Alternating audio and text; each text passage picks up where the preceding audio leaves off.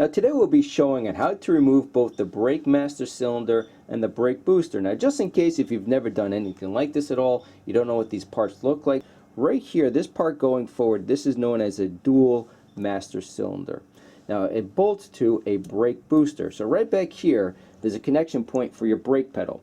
So when you depress the brake in your vehicle, a rod moves in here and it's vacuum assisted. The whole point behind this is it's assisting you on forcing brake fluid to the brakes. Now the first step is removing the brake fluid from the master cylinder. Now brake fluid is very, very corrosive, so make sure you have a t-shirt lying around, something that can grab the fluid just in case if you spill it. I'm just using a turkey baster and we'll go ahead and remove the fluid.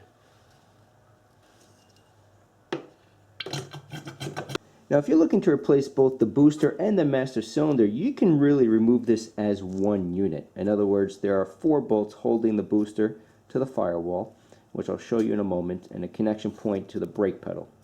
And then you just disconnect the brake lines running to the master cylinder, and then this entire unit would be removed. Very, very simple. Now I'll show you both ways just in case if you're thinking or you're just looking to replace the master cylinder but keep the booster. So we'll start by removing the master cylinder, and right on the bottom, if you take a look, you have brake lines, metal brake lines running to the master cylinder. Now the best way to remove these is a crescent wrench. Now this is a crescent wrench. In this case we need 10mm. Most brake fittings are 10mm ends. And you can just see the way that this is engineered compared to your normal 10mm wrench. So this is what you want. If you use something like this, you can really strip those nuts leading to the master cylinder. Then you have a big problem on your hands. So get yourself a crescent wrench. Certainly worth the money. Now these tend to be pretty darn tight, so get yourself a good grip. So as you can see, it's solid. Here we go. There you go. Okay, and a second one right here.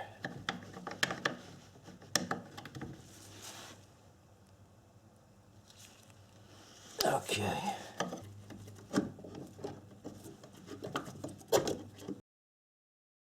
And the master cylinder is held on to the booster with 4 12mm bolts.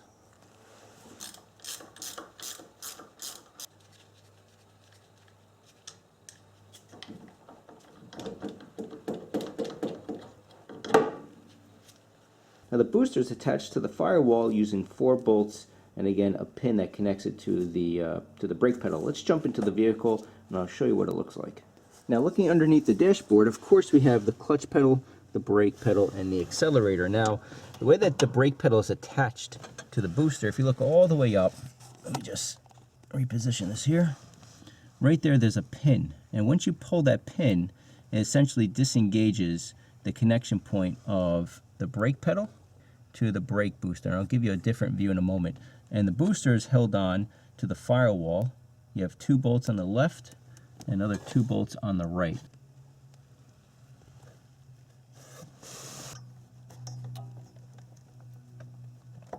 Okay, pull the pin out. And then this is a clevis pin. It's just a pin, that's all it is.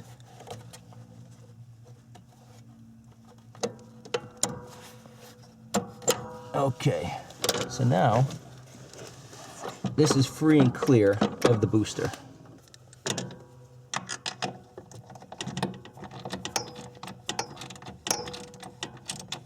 And then once you have those 4 bolts removed,